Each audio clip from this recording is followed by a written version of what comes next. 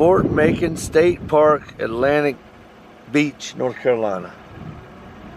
Union artillery was placed in this area during the siege of Fort Macon, March 23rd, April 26, 1862.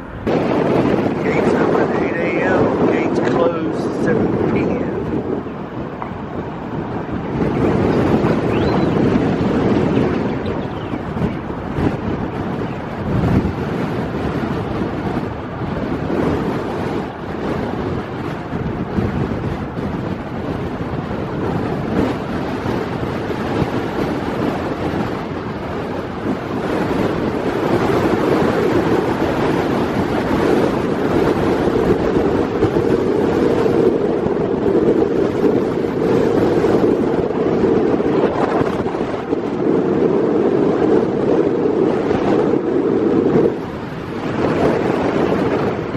Hazard area, dangerous currents. There's the parking lot. Fort Macon, built by U.S. Corps of Engineers, 1826 to 1834. Good example of a brick fort seized by Confederates April 14th, 1861. And it was the scene of battle in 1862, April 25th. Fort Macon, guardian of Beaufort Harbor.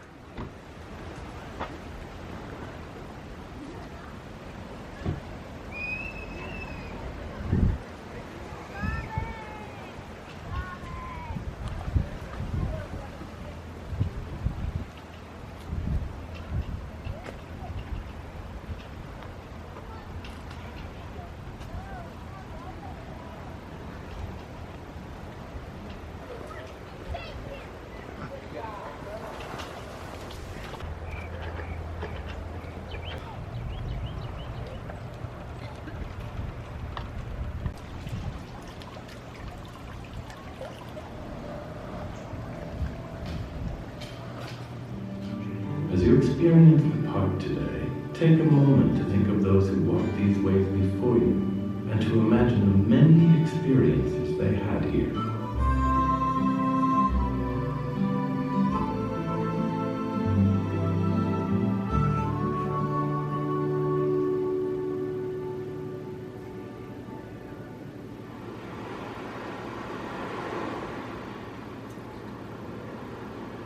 Before European settlers arrived, the only battle on this island was between the sand and the sea.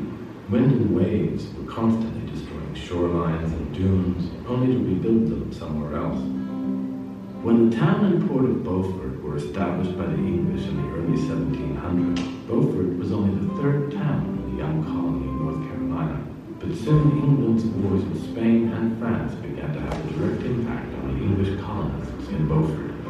Spanish privateers raided the harbor. French warships lurked along the coast. In 1755, Governor Dobbs came to Beaufort and personally chose the spot for a fortification to protect the harbor. I found a fine sandy point, well fixed to raise a passing battle, to command and secure the shipping in the channel. Governor Dobbs may have found the right spot, but the fort was never completed or manned. Built of sand and wood, it was no match for the battle it faced with nature. By 1770, it is shown on a map as Fort Dobbs in ruin. As a result, when the Revolutionary War began, the American colonists found Beaufort entirely without defense against British warships. The town leaders pleaded for assistance. We beg leave to lay before your excellency the critical situation of this place. We every day expect a visit from the enemy. Unfortunately, their pleas were not heeded, and the British were soon raiding the harbor and plundering Beaufort. In the years following the Revolutionary War, the United States government worked to fortify the new country's borders, and Fort Hampton was built on the same point at Beaufort Inlet. With its 8 guns, Fort Hampton protected Beaufort during the War of 1812. After the war, however, the fort was abandoned, and in 1825, a hurricane sealed its fate, washing Fort Hampton into the sea. Nature had proved to be the triumphant force in these early rounds of a never-ending battle.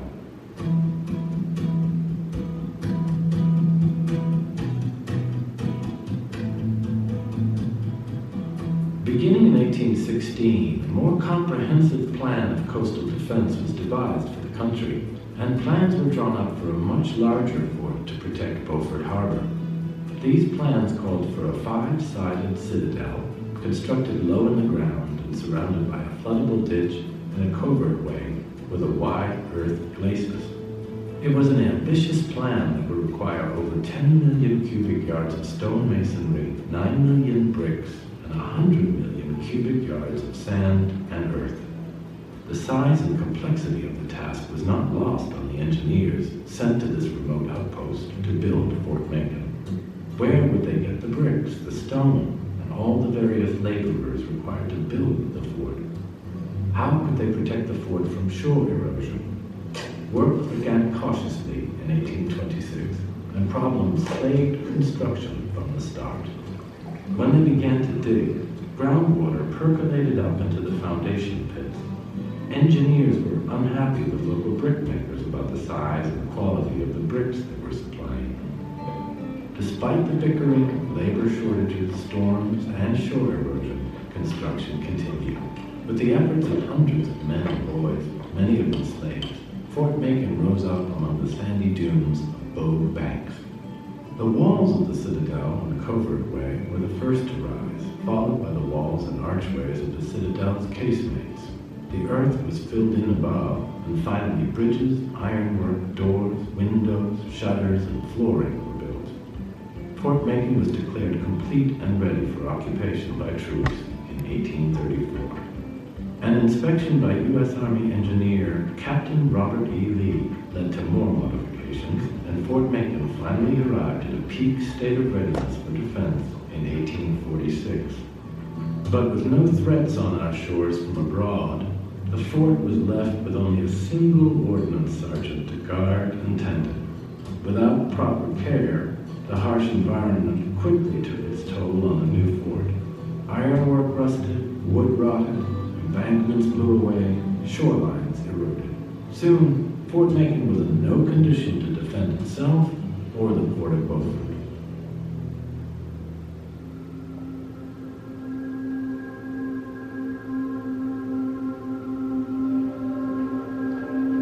When war finally came to Fort Macon in April 1861, it was not a war with a foreign power, but a war between the states of the North and the South. North Carolina's governor chose to side with the Confederate states, and he ordered North Carolina troops to take over all military posts in the state.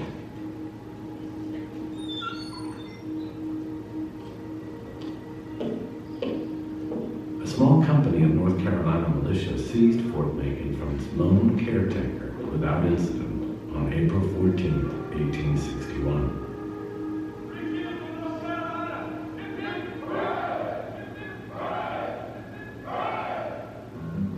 More state troops and volunteers were sent to help man the fort. They found the fort in sad shape and worked feverishly around the clock to prepare it for battle. Most of the young North Carolina troops had never been to war and viewed this as a great adventure that would last a few weeks. We're not prepared for an enemy yet, but if Lincoln will give us a week or 10 days, and he will send us down a lot of Yankees, we will treat them to bloody graves. In reality, Fort Macon was far from ready to face Union forces. Only after months of back-breaking work, much of it done by free blacks and slaves, was Fort Macon finally prepared for battle in August of 1861. But the troops found themselves without an enemy to fight. Daily drills, false alarms, frequent sightings of Union ships, and the fall of nearby forts at Hatteras Inlet kept the soldiers at Fort Macon on their toes throughout the fall and winter, but left them frustrated at being so far from the action of the war between the states. At times, they must have felt forgotten. As the new year began in 1862, it soon became clear that they were not. On January 11th, Brigadier General Ambrose Burnside set sail with a large Union force on a plan to capture the North Carolina coast from Roanoke Island to Fort Macon. The The Union plan succeeded at each phase, with the quick capture of Roanoke Island, followed by the fall of New Bern and then Beaufort. Soon the Union forces had Fort Macon surrounded and isolated from any hope of reinforcements. On March 23rd, they demanded that the fort surrender. The young Colonel Moses White, commander of the fort, politely declined. Union forces began the slow and dangerous work of hauling siege guns 4 miles down both banks and building gun emplacements on the dunes west of the fort, all the while being shelled by the fort's guns. Thursday, when we were up there, they fired 46 times at us, but didn't hurt nobody. I tell you, it made me tremble to have them shells burst over my head in the air.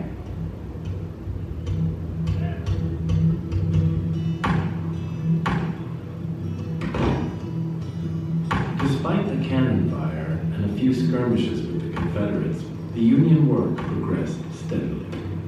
A month later, the Union forces were ready, and General Burnside again demanded the surrender of Fort Macon. Colonel White and his officers again resolved to fight. Even a last-minute dawn meeting on April 24th between Colonel White and General Burnside, and a plea from White's friend from West Point, Captain Herman Biggs, could not persuade the colonel to surrender.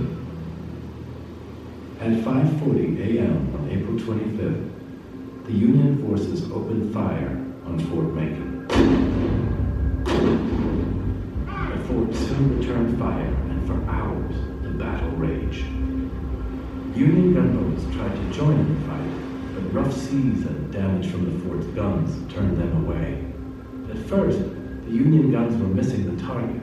Soldiers in a Union signal station in Beaufort were able to see the error and signal the batteries. By 11 a.m., the Union shells were on target, and the fort's guns and walls began to take a terrible beating. Despite the best efforts of the Confederates, the superior accuracy and power of the Union's rifled cannons soon took their toll. The Union guns were targeting the powder magazines, and by mid-afternoon, the walls of the fort beside the main powder magazine were so weakened that Colonel White faced the very real danger that another hit would cause the magazine to explode, destroying the fort and possibly everyone in it. 2 more days of such firing would have reduced the whole to a mere mass of ruins. At 4:30 p.m., a white flag was raised over the fort, and on the following morning of April 26th, Fort Macon was surrendered to Union forces. The fort had received 560 hits from Union guns. The walls were pocked, and the guns and their carriages were shattered. On one staircase were the marks of a cannonball that nicked each step as it fell into the fort. The Union casualties included 1 man killed and 3 wounded. Confederates lost 7 men and had 18 wounded. While the battle itself lasted only 11 hours, the fort had held Union forces at bay for a month. Fort Macon was never designed to stand alone against an enemy, but to be part of a defense with naval forces and reinforcements by land. With no such support, it seems that Fort Macon did as well as could be expected of it in the face of far superior numbers and far superior weapons.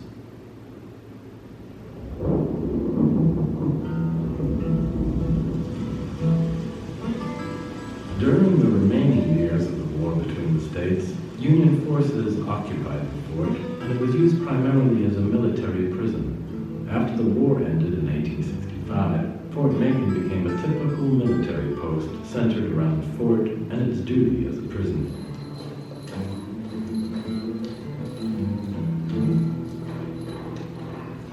With no war raging, officers and soldiers had their families with them, and daily life at the fort included children going to school. The post grew to have a number of buildings outside the fort. Even so, Mrs. Jeannie Cowles, the wife of the assistant surgeon, Elliot Cowles, found life at the fort trying at times. My dear sister, I suppose this is as pleasant as most forts, and I ought to like it. But every sunset and sunrise, the cannon over my casemate is fired. It is very healthy here, and has nice places for Edith to play. We frequently go out on excursions. Edith is fast being spoiled. Several of the officers keep a private paper of candy for her, and she trots around to the different rooms and asks for Tan every morning as soon as she is dressed. While stationed at Fort Macon, Dr. Cowes found ample time between his duties to pursue his interest in nature. The fort's location on the isolated barrier island with its dunes, marshes, beaches, and maritime forests provided a rich variety of bird, insect, and fish life for him to explore. My dear professor, I have a deuce lot of jackdaws and Wilson's plover. But birds so far have been the smallest part of my collections. How are you off for sharks? They are so thick about here. We caught 6 big fellows from Sandy yesterday. With the exception of the occasional prisoner escape or visit by a hurricane, life at Fort Macon was peaceful, though perhaps a bit boring for the average soldier. Things got even quieter when the fort was deactivated in 1877 and once again left in the hands of a single caretaker.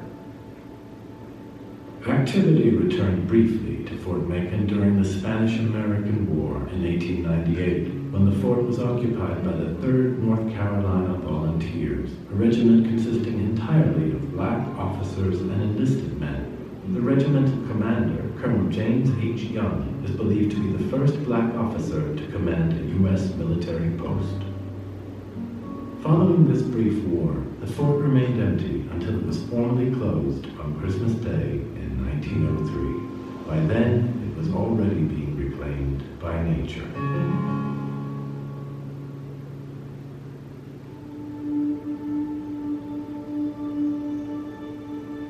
Fort Macon remained abandoned for the first quarter of the 20th century. Time and climate took its toll. Vandals broke windows and stole anything they could find or pry loose. The First World War came and went, with no arrival of troops and no preparations for battle. In 1923, the federal government determined that Fort Macon no longer had strategic military value. The following year, the state of North Carolina acquired the fort and the property surrounding it to use as a public park. The U.S. government, however, reserved the right to reoccupy the fort and the land if the national interest required it. The state was delighted to have this historic site and planned to make Fort Macon into a state park, its second after Mount Mitchell. The arrival of the Great Depression brought the Civilian Conservation Corps to Fort Macon. They cleared out the fort and the grounds, restored the fort, and built roads and public facilities. This work allowed Fort Macon State Park to open on May 1st, 1936, as North Carolina's first functioning state park. The new park was enjoyed by many, but within a few short years, shore erosion had destroyed much of the beach and some of the park's newly built facilities. While Fort Macon battled its old enemy, the sea, it was a threat on the other side of the globe that would end Fort Macon's first brief stint as a state park.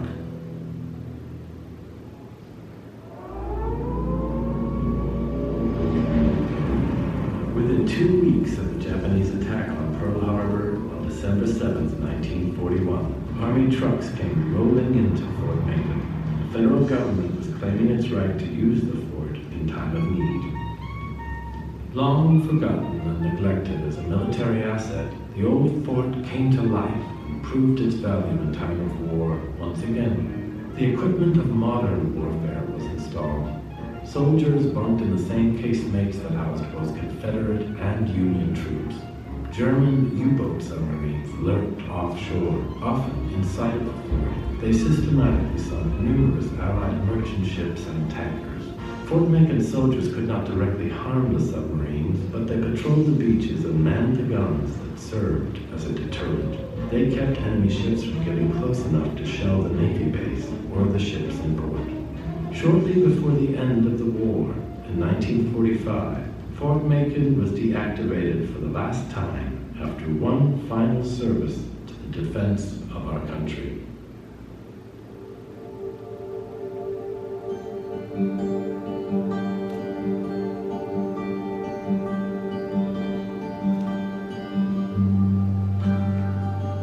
Today, Fort Macon State Park is a monument to the efforts of the many people who lived, worked, and served their country here.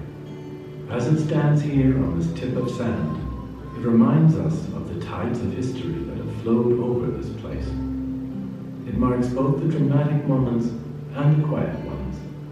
The echoes of the battles of man and nature are here to be heard. All you have to do is listen.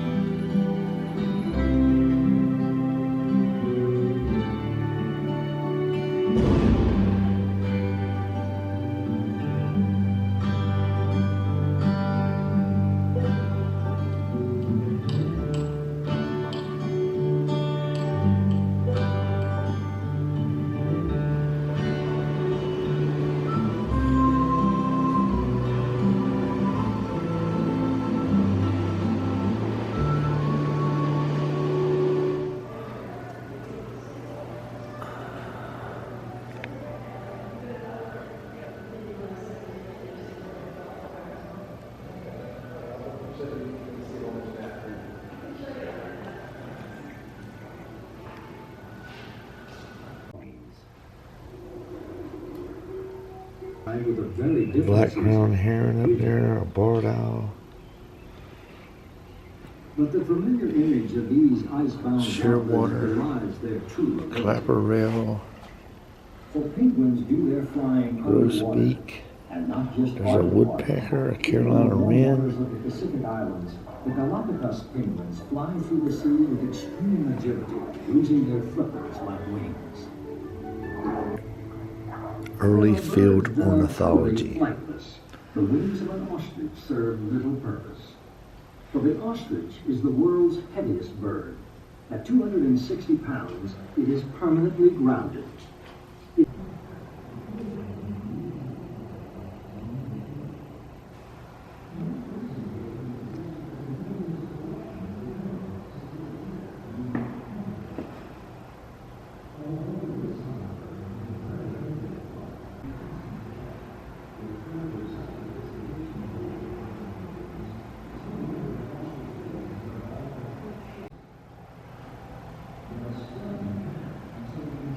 Washed ashore.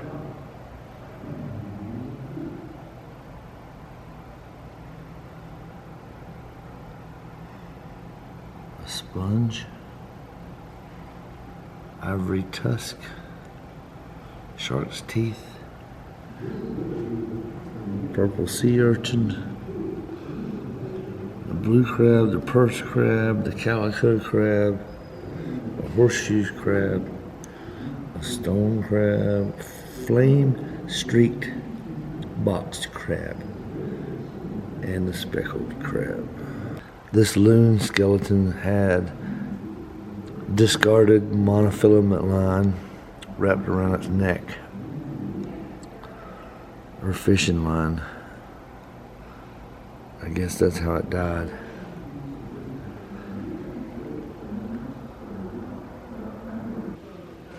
We are here at Fort Macon.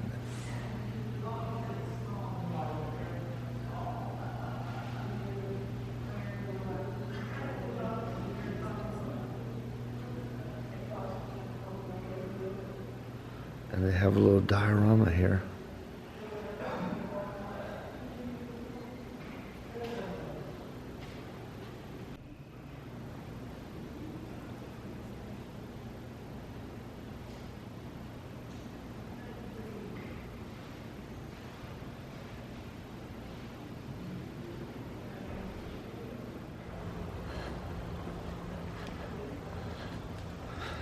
Fort Macon was made for war, not safety.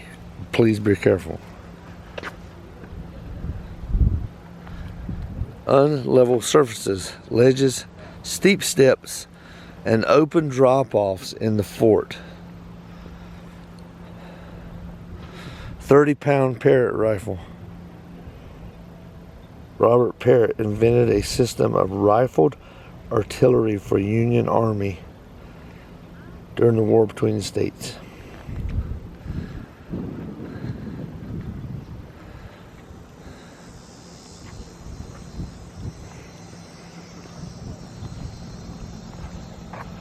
So it's rifled.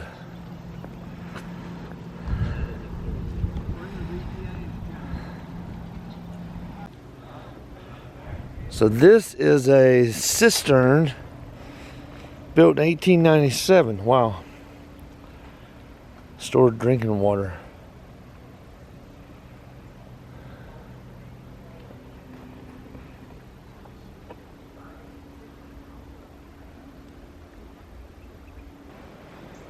The military post of Fort Macon in the 19th century. Officers' quarters at Fort Macon. This is looking northeast from Fort Macon in the late 1920s. And there's cattle grazing there, it says. And this is 1920s and 30s in Fort Macon and around.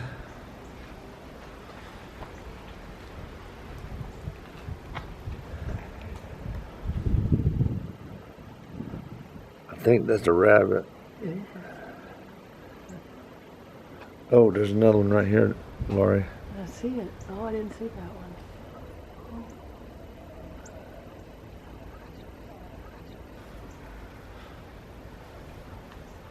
Fort Macon in the 20s and 30s, and this is around the area. And after a fire there. Over here's World War II barracks area.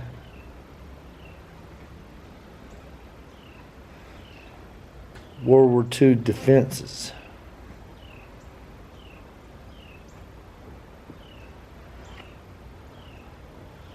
And Fort Macon Coast Guard Station, which present day is just over beside. We are right here under that gazebo. There's the Coast Guard Station. And then the Bogue Banks Lighthouse.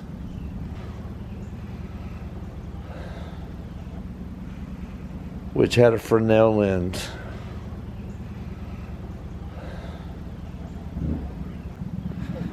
Entering the fort.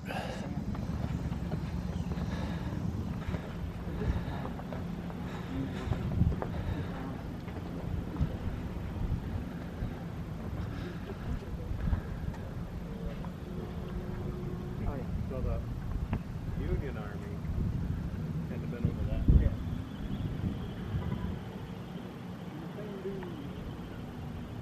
Well, don't Yep. make me mad. Laurie's gripping for me. She's gonna keep me from falling over. As long as you don't make me mad. Just kidding.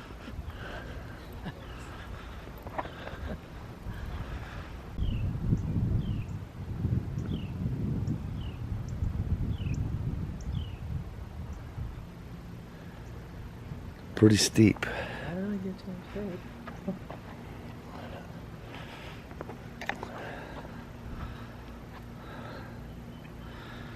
There, that's more than 45 degrees, or right on 45 degrees.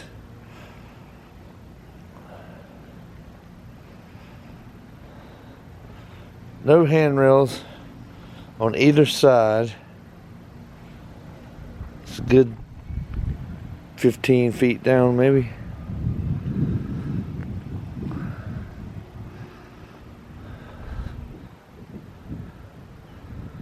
You can see a couple of howitzers over there from the World War II days, representing where they probably would have been.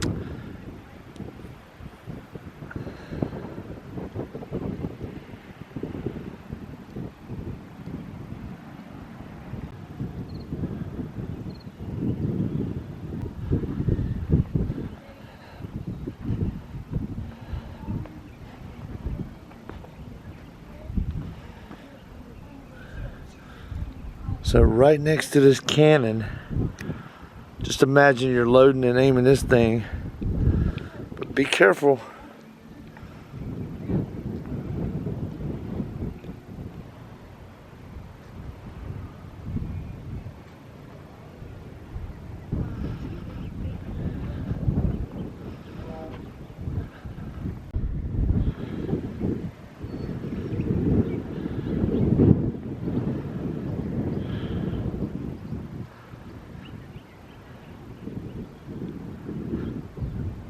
Way out there,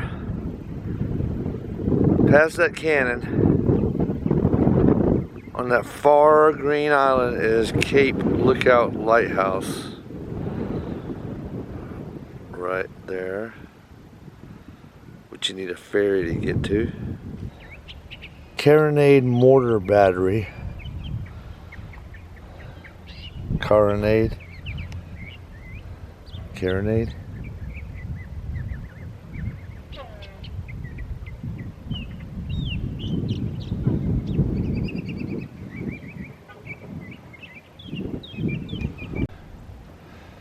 Here's a model 1841 Navy 32 pounder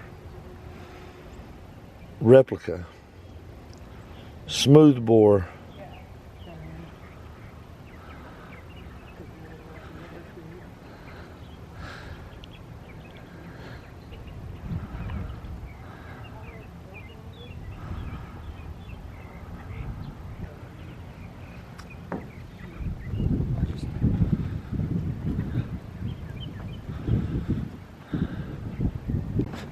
Now we're going into the actual fort.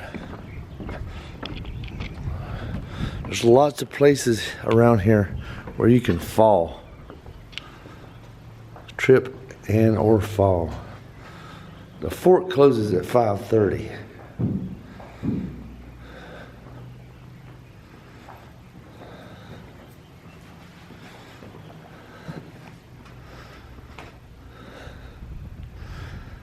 Wow, it feels like history. There's no one here right now.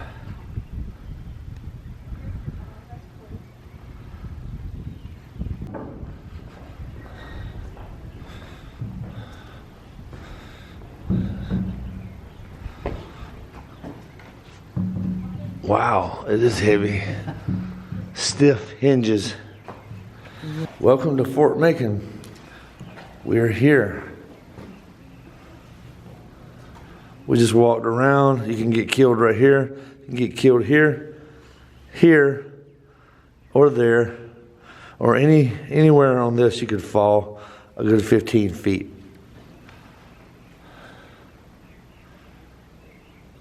As they indicate here.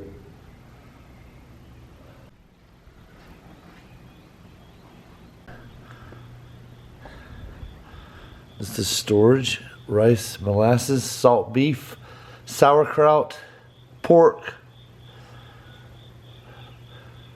Let me get some pickled onions, some molasses, and some vinegar. This is the commissary storeroom.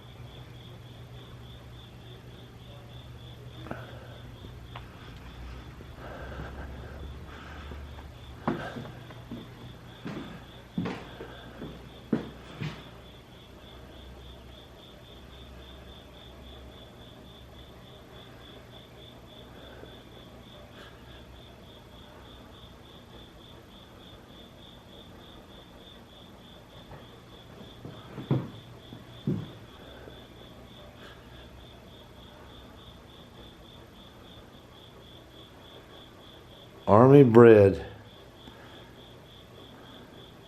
The soldier's daily ration.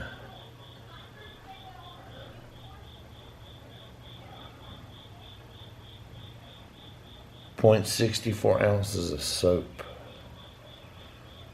And there's the hardtack.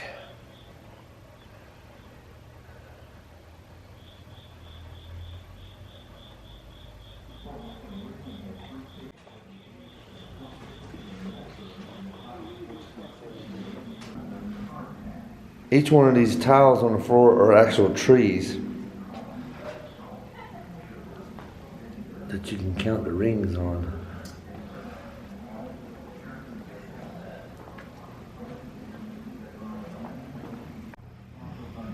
(1861) 10-inch siege mortars.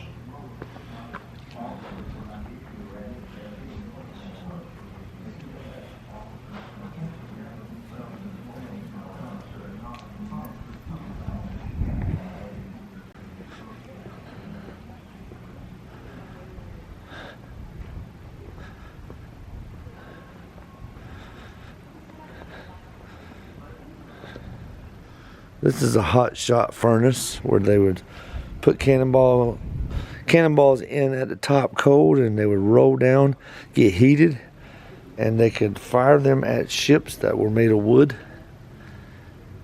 This is the top. They would roll down, fire them at the wooden ships, and catch them on fire.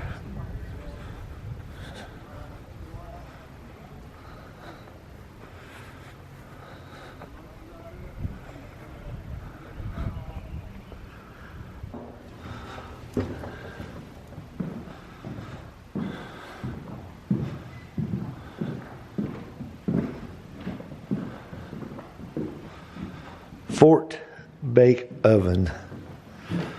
This is where the bread was made.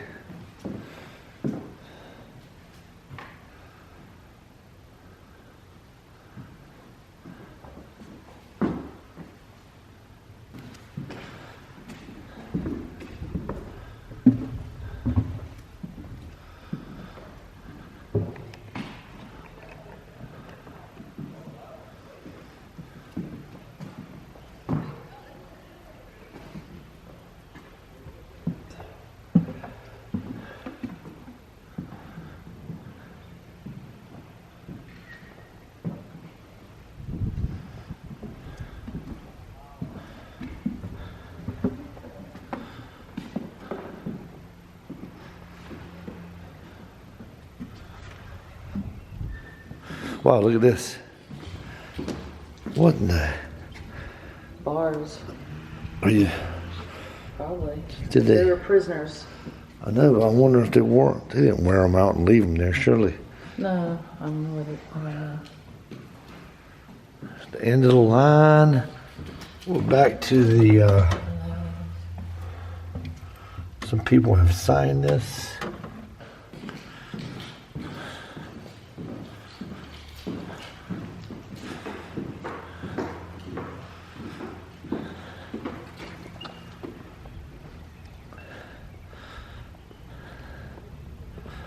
Here's an 1841 6-pounder.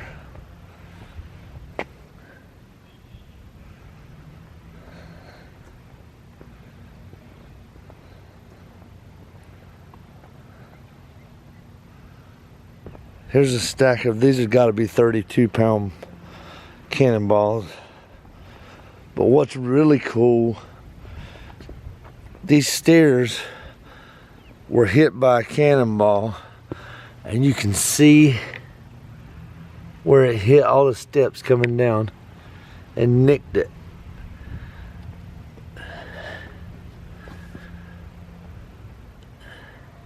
Like they said in the video in the auditorium when you walk in. This is the kitchen and the mess.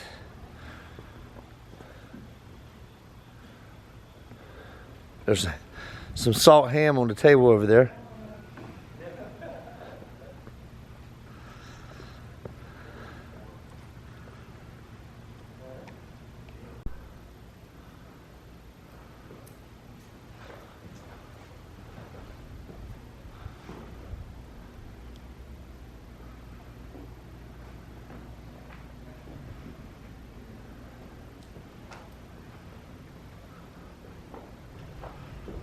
Now we're walking, crossing the ditch, back out of the fort. Queen Anne's Revenge, flagship of the notorious pirate Blackbeard, ran aground and abandoned offshore in June 1718, and the remains are a mile and a half southwest. So right over that way. The Queen Anne's Revenge, Fort Macon State Park map. So we just checked out the fort, which is right over here. Now we're gonna walk out to the right out here. We're gonna do the short trail.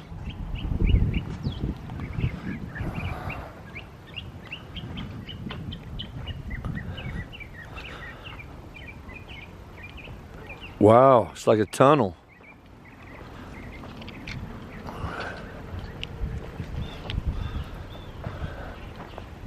Nature trail, World War II gun emplacement. Let's see, which way should we go?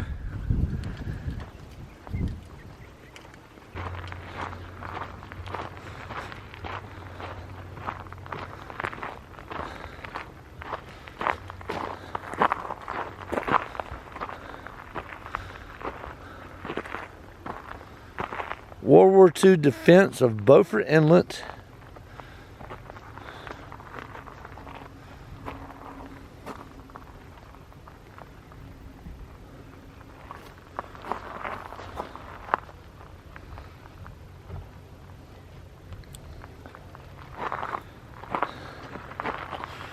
Wow, that's to absorb the kickback from this thing. This is a 1917 155 millimeter GPF cannon.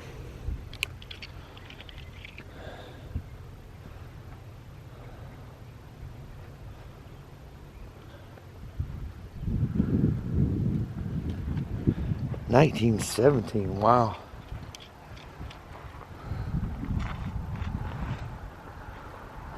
There's Fort Macon right there.